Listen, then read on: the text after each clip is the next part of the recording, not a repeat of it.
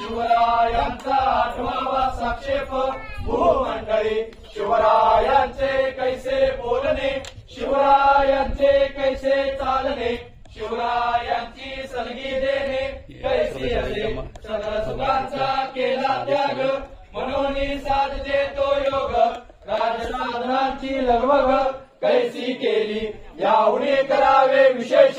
तरीच म्हणवावे पुरुष या उपरी का विशेष